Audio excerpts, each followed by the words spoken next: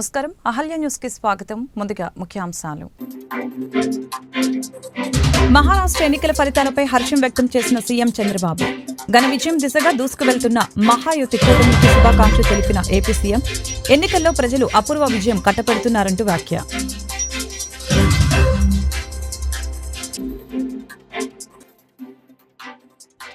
భూ ఆక్రమణలపై తనకు ఫిర్యాదులు అందుతున్నాయన్న డిప్యూటీ సీఎం పవన్ కళ్యాణ్. బలవంతపు భూ సేకరణ ఘటనపై తనకు చాలా ఫిర్యాదులు అందుతున్నాయని వ్యాఖ్య. ఫిర్యాదులు అందిన వెంటనే పోలీసు శాఖ చర్యలు తీసుకోవాలని పవన్ ఆదేశం. గత వైసీపీ ప్రభుత్వం విజయవాడ నగరాన్ని అభివృద్ధి చేయడంలో పూర్తిగా నిర్లక్ష్యం చేస్తుందన్న విజయవాడ ఎంపీ కేశినేని చిన్ని. కూటమి ప్రభుత్వం అధికారంలోకి వచ్చిన వెంటనే నగరంలో రోడ్ల అభివృద్ధికి ప్రత్యేక దృష్టి పెట్టమని వెల్లడి. అభివృద్ధికి సంక్షేమానికి నిధుల కొరత లేకుండా సీఎం చంద్రబాబు హామీ ఇచ్చారన్న ఎంపీ. విజన్ డాక్యుమెంట్ గురించి చంద్రబాబు చెప్పడం హాస్యాస్పదంగా ఉందన్న సిపిఐ రాష్ట్ర కార్యదర్శి రామకృష్ణ. చంద్రబాబు ఊహాలోకంలో తేలిపోతున్నారని వ్యాఖ్య. రాష్ట్ర ప్రజలపై లక్షల కోట్ల భారాలను మోపిన ఆదాని అగ్రిమెంట్ రద్దు చేయాలని రామకృష్ణ డిమాండ్. మహారాష్ట్ర ఎన్నికల ఫలితాలపై మంత్రి చంద్రబాబు నాయుడు హర్షం వ్యక్తం చేశారు. ఘన విజయం దిశగా దూసుకువెళ్తున్న మహాయుతి కూటమికి ఆయన శుభాకాంక్షలు తెలిపారు. కేంద్ర హోంమంత్రి Amit Shah, Maharashtra CM Eknath Shinde, deputy CM Devendra Fadnavis కు ఆయనకి ఫోన్లో మాట్లాడారు. కేంద్ర హోంమంత్రి Amit Shah, Maharashtra CM Eknath Shinde, deputy CM Devendra ఫడణవీస్తో ఫోన్లో మాట్లాడారు. ఎన్నికల్లో ప్రజలు అపూర్వ విజయం కట్టపడుతున్నారంటూ శుభాకాంక్షలు తెలిపారు. మహారాష్ట్ర ఎన్నికల ఫలితాల్లో మహాయుతి కూటమి భారీ విజయం సాధించింది. మహాయుతి కూటమి అధికారంలోకి రావడంతో చంద్రబాబు శుభాకాంక్షలు తెలిపారు. పంచాయతీ దేవాదాయ శాఖల పరిధిలో ప్రభుత్వ భూముల ఆక్రమణతో పాటు బలవంతపు భూసేకరణ ఘటనలపై తనకు చాలా ఫిర్యాదులు అందుతున్నాయని, బాధితులు సంబంధిత శాఖల నుంచి ఇలాంటి ఫిర్యాదులు అందిన వెంటనే పోలీసుల శాఖ వెంటనే చర్యలు తీసుకోవాలని ఆంధ్రప్రదేశ్ ఉప ముఖ్యమంత్రి పవన్ కళ్యాణ్ తెలిపారు. ఈ మేరకు పవన్ కళ్యాణ్ ట్విట్టర్ వేదికగా ఒక పోస్టు పెట్టారు. తనకు వచ్చిన ఫిర్యాదుల్లో గణనీయమైన సంఖ్యలో కాకినాడతో పాటు ఏపీలోనూ ఇతర ప్రాంతాల నుంచి ఫిర్యాదులు వచ్చాయని తెలిపారు. గత వైసీపీ ప్రభుత్వం విజయవాడ నగరాన్ని అభివృద్ధి చేయడంలో పూర్తిగా నిర్లక్ష్యం వహించడం జరిగిందని, కూటమి ప్రభుత్వం అధికారంలోకి వచ్చిన వెంటనే నగరంలో రోడ్ల అభివృద్ధికి ప్రత్యేక దృష్టి పెట్టమని విజయవాడ ఎంపీ కేశినేని శివనాథ్ చెప్పారు. అభివృద్ధికి సంక్షేమానికి నిధుల కొరత లేకుండా ముఖ్యమంత్రి చంద్రబాబు నాయుడు హామీ ఇచ్చారని పేర్కొన్నారు. భారతీయ నగర్ ఆ ప్రాంతాల్లో 82 లక్షల రూపాయలతో సిమెంట్ రోడ్లు వేసుకోవడం జరుగుతోంది. ప్రధానంగా మొన్న వచ్చిన వర్షంలో ఈ ప్రాంతాలన్నీ కూడా నీటితో మునిగిన సందర్భంలో దానికి side drains, under ground drainage రెండు కూడా ప్రక్షాళన చేయాలని చెప్పి ఒక ముఖ్యమైన కార్యక్రమంగా తీసుకుని ముందుకు వెళ్ళడం జరుగుతోంది. నిన్న నారా చంద్రబాబు నాయుడు గారు విజన్ 47 అని చెప్పి ఒక డాక్యుమెంట్ రిలీజ్ చేశారు. దానిలో విజయవాడ నగరం, గుంటూరు, అమరావతి ఈ 3 నగరాలని ఉన్నతమైన నగరంగా తీర్చిదిద్దడమే ధ్యేయంగా ఆయన ప్రకటించడం జరిగింది.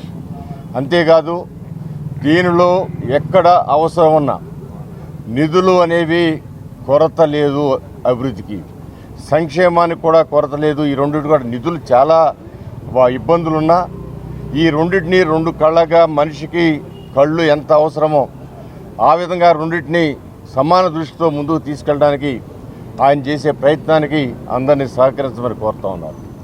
ఇవాళ విజన్ 47 అంటే మీరు ఒక్కసారి చూసుకుంటే ఆయన ముఖ్యమంత్రి అయిన తొలి రోజుల్లో విజన్ 2020 అని చెప్తే అప్పుడు ఎవరికి అర్థం కాల. కానీ అదే 2020కి హైదరాబాద్ నగరం ఏ విధంగా డెవలప్ అయిందో ఒకసారి ఆలోచన చేసుకోవాల్సింది. ఆ రోజున విజన్ 2020 హైదరాబాద్ నగరం అని చెప్పారు ఆయన. హైదరాబాద్ నగరం మీద దృష్టి పెట్టి విశ్వవ్యాప్తంగా నగరంగా చేసి లక్షలాది మంది పిల్లలు అక్కడ ఉద్యోగాలు చేస్తున్నారంటే అది నారా చంద్రబాబు నాయుడు గారు చేసిన విత్తనాలు. అదే స్థాయిలో ఇవాళ మహానగరంగా తీర్చిదిద్దడానికి విజయవాడ, గుంటూరు, అమరావతి 3 మహానగరంగా తీర్చిదిద్దడానికి అనేకమైన కార్యక్రమాలు ఆయన ప్లాన్లో ఉన్నాయి. మనకి అవసరమన్నీ కూడా తొందరలో సమకూరుతాయి. డబ్బులు ఒక మెయిన్ కారణమైనా దాంతో మెయిన్గా ఆర్థికమైన ఇబ్బందులు ఉన్నా వాటిని ఏ విధంగా పరిష్కరించాలనేది అనేకమైన ప్లాన్లు వేస్తున్నారు. 4P పబ్లిక్ ప్రైవేట్ పార్ట్నర్షిప్ అని చెప్పి ఆ స్కీములు ఇవన్నీ కూడా ప్రైవేట్ పార్ట్నర్షిప్తో డెవలప్మెంట్ కార్యక్రమాలు. రోడ్లు కూడా అనేకమైన పెద్ద పెద్ద కంపెనీలను తీసుకొచ్చి ఈ రోడ్ల నిర్మాణానికి కూడా నిధులు వచ్చే విధంగా ఆయన ప్రయత్నం చేస్తూ ఉన్నారు. ఖచ్చితంగా నారా చంద్రబాబు నాయుడు గారు ఆయన 15 సంవత్సరాల ముఖ్యమంత్రిగా ఏ విధంగా అన్ని చోట్ల కూడా ఏ విధంగా అభివృద్ధి ఒక ప్రత్యేకమైన మార్క్ నారా చంద్రబాబు నాయుడు గారి మార్క్గా చూపించారో ఈ 5 సంవత్సరాలు రానున్న 5 సంవత్సరాలు కూడా అదే మార్క్తో కని విని ఎరగని రీతిలో ఈ నగరం అభివృద్ధి చెందుతుందని కూడా మేము తెలియజేస్తున్నాం. మనం చూస్తున్నాం విజయవాడ నగరపాలక సంస్థ ఆధ్వర్యంలో రోడ్లు రిపేర్లు కానీ డ్రైనేజీలు కానీ మేము ముందు దృష్టి పెట్టాం. ముఖ్యంగా విజయవాడ తూర్పు నియోజకవర్గంలో గౌరవ ఎమ్మెల్యే గద్దె రామ్మోహన్ రావు ఆధ్వర్యంలో, అంతేకాకుండా ఇక్కడ కార్పొరేటర్ సాంబశివరావు గారి ఆధ్వర్యంలో పలు రోడ్లు రిపేర్ పనులు మొదలుపెట్టాం. దానిలో భాగంగా ఇవాళ 10, 10A, 11, 11A రోడ్లు, అంతేకాకుండా కొన్ని చోట్ల paver blocks plus park development పనులు 83 లక్షలతో ఇవాళ కార్పొరేషన్ వారి ఆధ్వర్యంలో ఇవాళ పనులు ప్రారంభం జరుగుతున్నాయి. ఎన్నో సంవత్సరాలుగా 2014 నుంచి 19 వరకు విజయవాడ నగరంలో ఎన్నో రోడ్లు మన గౌరవ ముఖ్యమంత్రి నారా చంద్రబాబు నాయుడు గారి ఆధ్వర్యంలో జరిగినాయి. అదేవిధంగా మళ్ళీ వారు అధికారంలోకి రాగానే 5 నెలల సమయంలోనే ముఖ్యంగా విజయవాడ నగరంలో వరద వచ్చినా కూడా బాధితులను ఆదుకుంటంలో కానీ, తర్వాత కార్యక్రమాలు ఇవాళ డ్రైనేజ్ కానీ రోడ్లు కానీ ఇటువంటి కాలనీల్లో ఉన్న సమస్యలన్నీ కూడా వారి దృష్టికి తీసుకెళ్ళడం జరుగుతుంది. తప్పకుండా నిన్న కూడా అధ్యక్షులు వారు ఒకటే చెప్పారు, మనం రాబోయే కాలంలో గ్రామీణ రోడ్లు అంతేకాకుండా స్టేట్ హైవేస్, నేషనల్ హైవేస్ని అన్నింటినీ అనుసంధానం చేద్దాం, మెయిన్గా ఇన్ఫ్రాస్ట్రక్చర్ మీద దృష్టి పెడదామని అన్నారు. ఇదంతా అమరావతి రాజధాని ప్రాంతం, విజయవాడ కూడా దాంట్లో భాగమే. విజయవాడ నగరపాలక సంస్థ కమిషనర్ గారు కూడా పలు సమస్యల మీద మేము అందరం కూర్చుంటడం జరిగింది. అన్ని సమస్యలు వచ్చే సంవత్సరంన్నర సమయంలో విజయవాడ నగరంలో ఉన్న మేజర్ సమస్యలన్నీ దృష్టి పెట్టి వాటిని పరిష్కరించడంలో నేను కానీ గద్దె రామ్మోహన్ రావు విజన్ డాక్యుమెంట్ గురించి చంద్రబాబు చెబితే అనుమానం వస్తుందని, చంద్రబాబు ఊహాలోకంలో తేలిపోతున్నారని సిపిఐ రాష్ట్ర కార్యదర్శి రామకృష్ణ ఎద్దేవా చేశారు. ప్రస్తుతం $3,200 ఉన్న ఆర్థిక వ్యవస్థ 23 ఏళ్ల తర్వాత $42,000 ఉంటుందని చంద్రబాబు చెప్పడం హాస్యాస్పదంగా ఉందని చెప్పారు. రాష్ట్ర ప్రజలపై లక్షల కోట్ల భారాలని మోపిన ఆదాని అగ్రిమెంట్ రద్దు చేయాలని డిమాండ్ చేశారు. ఆఖరి రోజు బడ్జెట్తో ప్రారంభించి విజన్ 2014 డాక్యుమెంట్తో ఈ సమావేశాన్ని ముగించారు. ప్రజలందరూ కూడా సీరియస్గా తీసుకుంటారు. ఈ విజన్ 2047 ఈ విధంగా దీంట్లో ఆయన చెప్పింది చూస్తే అంతా ఊహాలోకంలో తేలిపోతున్నట్టు. యాక్చువల్గా మన పర్ క్యాపిటల్ ఇన్కమ్ $3,200 ఇప్పుడు ఉందని చెప్తే, మీకు 2047 వచ్చేలోగా 23 ఏళ్ల తర్వాత $42,000 ఉంటుందని చెప్పారు.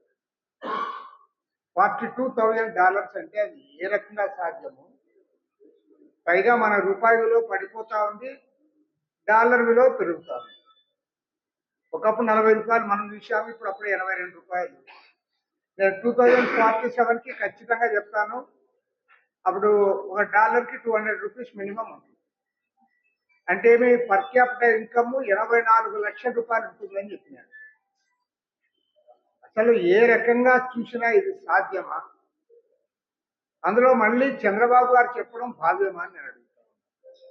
అదేవిధంగా ఎక్స్పోర్ట్స్ కూడా చెప్పాడు, $19.3 బిలియన్ ఇప్పుడు ఉంది, దాన్ని ఏదో డబుల్ చేస్తామో ట్రిపుల్ చేస్తామంటే దానికి అర్థం ఉంది.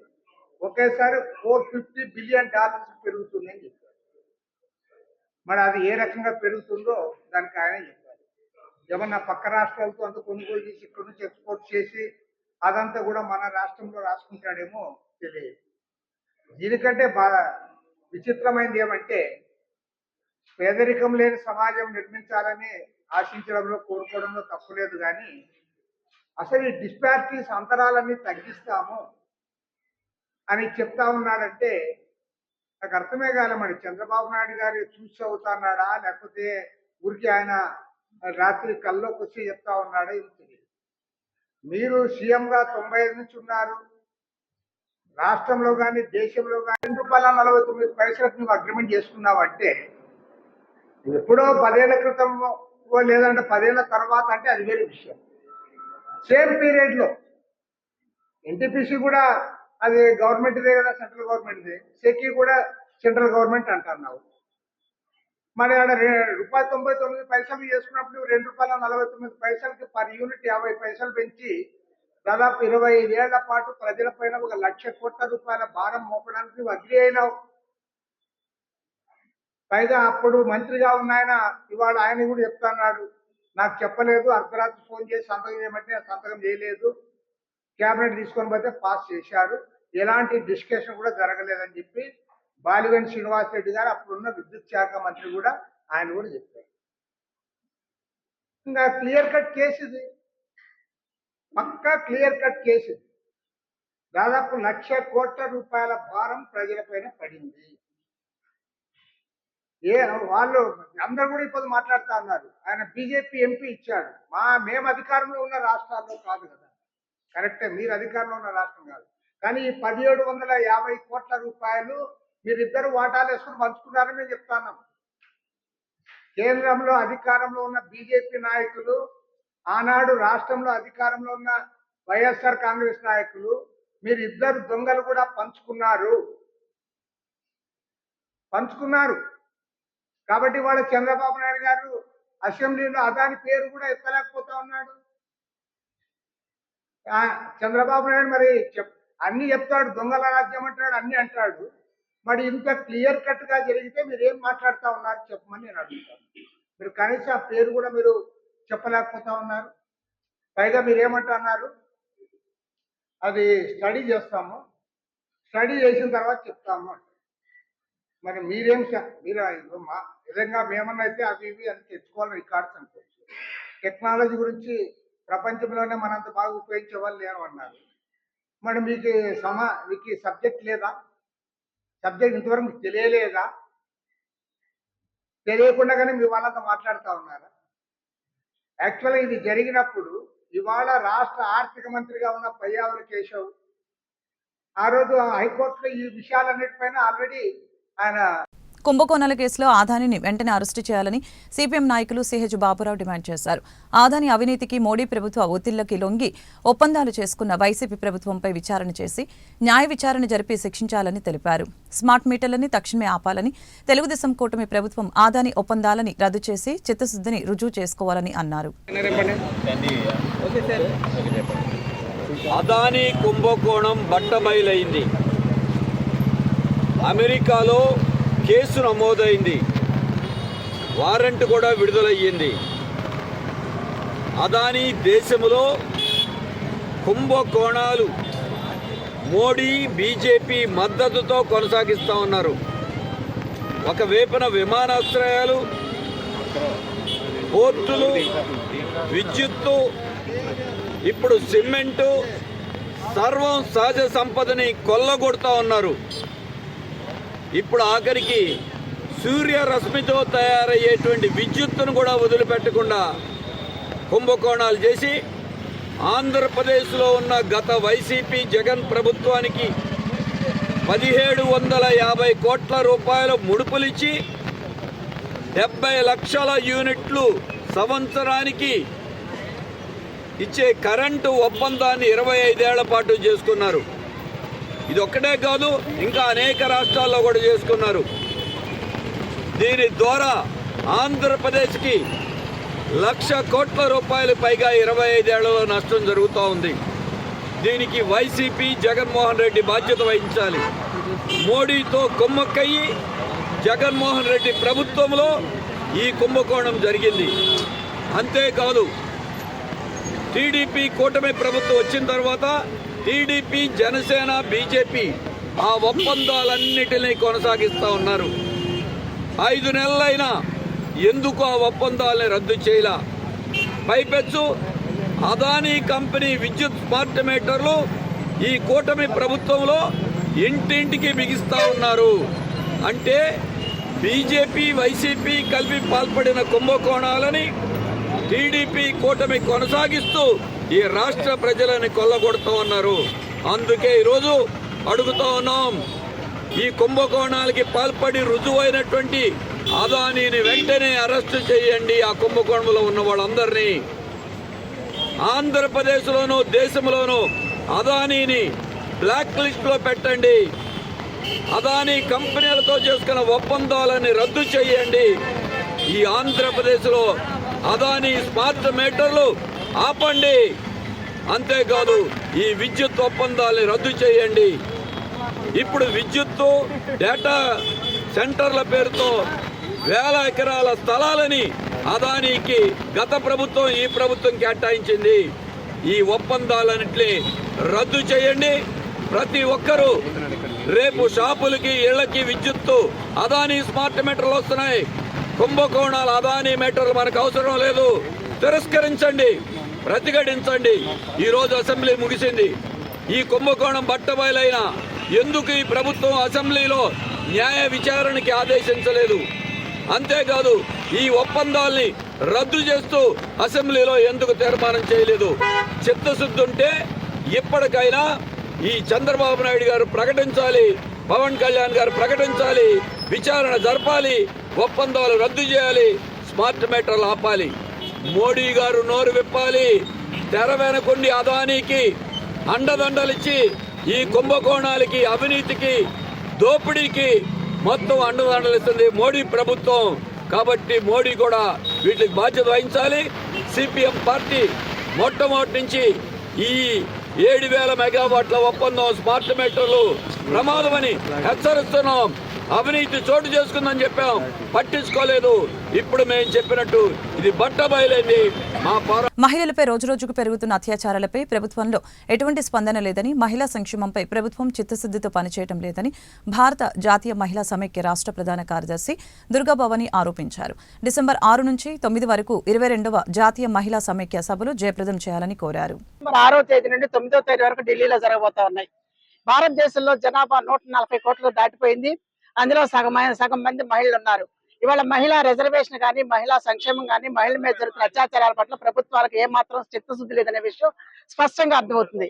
కేంద్ర ప్రభుత్వం అధికారంలోకి వచ్చిన తర్వాత మహిళా సాధికారత మా లక్ష్యం అని చెప్పారు. మహిళా సాధికారత పేరుతో ఈ ప్రభుత్వం వచ్చిన తర్వాత 2014 నుండి ఇప్పటి వరకు లాస్ట్ 2023వ సంవత్సరంలో నారీ శక్తి వందన అధినియం అని పేరుతో మహిళా రిజర్వేషన్ బిల్లు అమలు చేసి తీసుకొస్తామని చెప్పారు.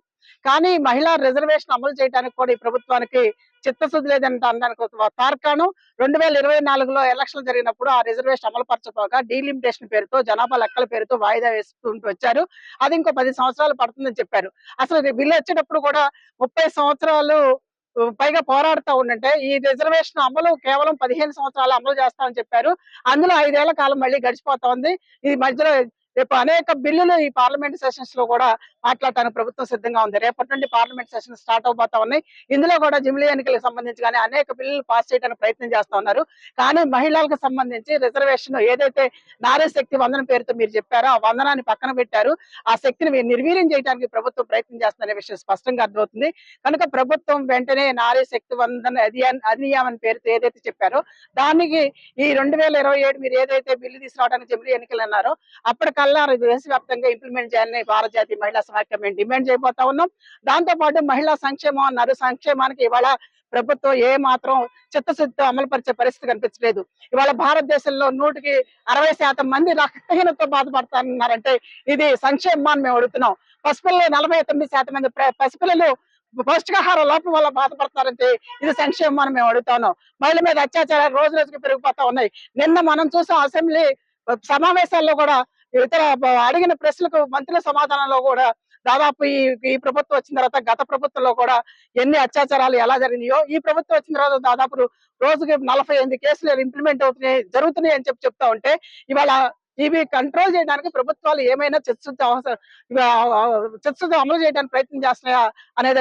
పంటల్ని, పక్షులు, జంతువుల నుంచి కాపాడుకోవటం అన్నదాతలకి తలకు మించిన భారమే. ఈ మధ్య వచ్చిన నూతన టెక్నాలజీ మైక్ను ఒక వినూత్నంగా రైతు ఆలోచించి బ్యాటరీతో పనిచేసే హ్యాండ్ మైకులు కొన్ని తెచ్చి పంటలకి ఇరువైపులా వాటిని అమర్చి అందులో రికార్డు చేసిన వాయిస్ను ప్లే చేయడం ద్వారా పక్షులు కానీ ఇతర జంతువులు కానీ అటువైపు రాకుండా కాపాడుకుంటున్నారు. దీని ఖరీదు దాదాపు 700 రూపాయలు. ఈ టెక్నాలజీని వాడుకోవడం కూడా మేధావితనమే అని చెప్పొచ్చు.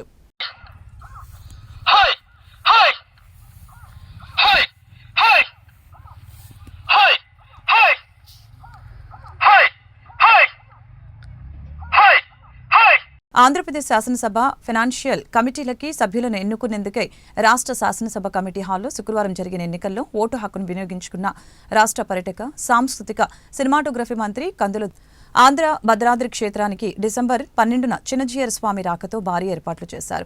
కాకినాడ జిల్లా ప్రతిపాడులో జాతీయ రహదారిని ఆనుకుని నరేంద్రగిరి కొండపై నిర్మాణంలో ఉన్న ఆంధ్ర భద్రాద్రి క్షేత్రానికి డిసెంబర్ 12న సీతానగరం ఆశ్రమాధిపతి చిన్నజీయర్ స్వామి వస్తున్నట్లు ఆలయ అభివృద్ధి కమిటీ సభ్యులు తెలిపారు. ముందుగా కమిటీ సభ్యులు మెట్ల నిర్మాణపు పనుల్ని చిన్నజీయర్ స్వామి రాకతో స్వాగత ఏర్పాట్లకు సంబంధించిన పనుల్ని పరిశీలించడం జరిగింది. అశ్రద్ధాయ విద్మహే సీతావల్లభాయ ధీమహి తన్నో రామచంద్రః ప్రచోదయాత్. జై శ్రీరామ్. ఆంధ్ర భద్రాద్రి ఈ కొండపైన రామాలయ నిర్మాణంలో భాగంగా చిన్నజీయర్ స్వామి గారి చేత 12/12/2024 తేదీ ఉదయం 8:30 నుంచి రామపాదుక పట్టాభిషేకం కార్యక్రమం జరుపుతున్నాము. ఈ కమిటీ సభ్యులందరూ కూడా ఈ కార్యక్రమాన్ని ఒక యజ్ఞంలాగా సాగించడానికి అందరూ ప్రయత్నం చేస్తున్నారు.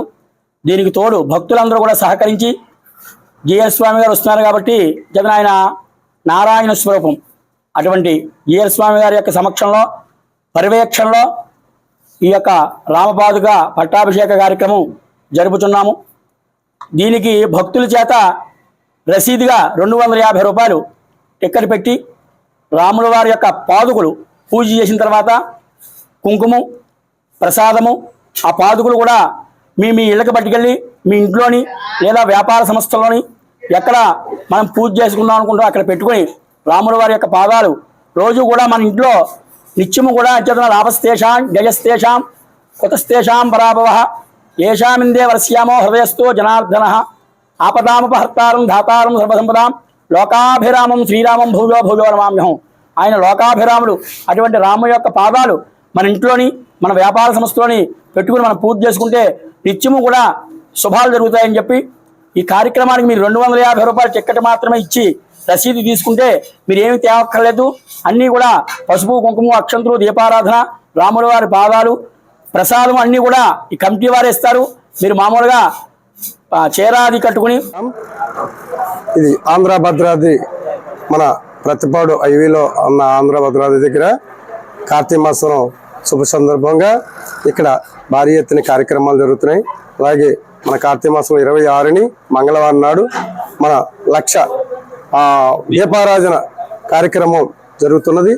గ్రామ ప్రజలు భక్తులందరూ కూడా వచ్చి ఈ కార్యక్రమంలో పాల్గొనవలసిగా కోరుతున్నాం. ఆంధ్ర భద్రాద్రిలోని అత్యంత వైభవమైన రామాలయము తయారవుతున్నది. దీనికి భక్తులు ఒక సహాయ సహకారం అందిస్తున్నారు. అలాగే మనకి డిసెంబర్ 12వ తారీఖుని చిన్నజీయర్ స్వామి వారిచే పాదుకుల పట్టాభిషేకం జరుగుతున్నది. భక్తులందరూ వచ్చి ఈ కార్యక్రమాన్ని జయప్రదం చేయాలి. మన ఆంధ్ర భద్రాద్రిలోని చాలామంది సహాయ సహకారాలు అందించారు. అలాగే జీయర్ స్వామి వచ్చే టైంకి మొత్తం కూడా అలంకరణతో శోభమయంగా వెలుగును. జై శ్రీరామ్. వార్తలు ముగించే ముందు ముఖ్యాంశాలు మరొకసారి. మహారాష్ట్ర ఎన్నికల ఫలితాలపై హర్షం వ్యక్తం చేసిన సీఎం చంద్రబాబు. ఘన విజయం దిశగా దూసుకువెళ్తున్న మహాయుతి కూటమికి శుభాకాంక్షలు తెలిపిన ఏపీ సీఎం. ఎన్నికల్లో ప్రజలు అపూర్వ విజయం కట్టపెడుతున్నారంటూ వ్యాఖ్య.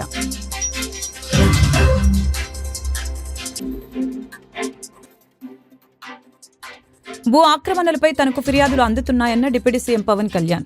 బలవంతపు భూసేకరణ ఘటనపై తనకు చాలా ఫిర్యాదులు అందుతున్నాయని వ్యాఖ్య. ఫిర్యాదులు అందిన వెంటనే పోలీస్ శాఖ చర్యలు తీసుకోవాలని పవన్ ఆదేశం.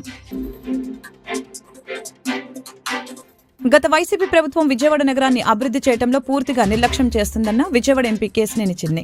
కూటమి ప్రభుత్వం అధికారంలోకి వచ్చిన వెంటనే నగరంలో రోడ్ల అభివృద్ధికి ప్రత్యేక దృష్టి పెట్టమని వెల్లడి. అభివృద్ధికి సంక్షేమానికి నిధుల కొరత లేకుండా సీఎం చంద్రబాబు హామీ ఇచ్చారన్న ఎంపీ.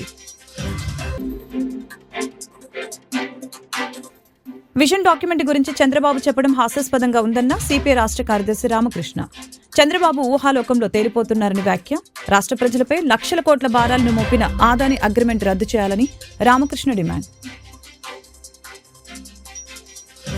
ఈ వార్తలు ఇంతటితో సమాప్తం. మరొక బ్రిటన్లో మళ్ళీ కలుద్దాం. నమస్కారం.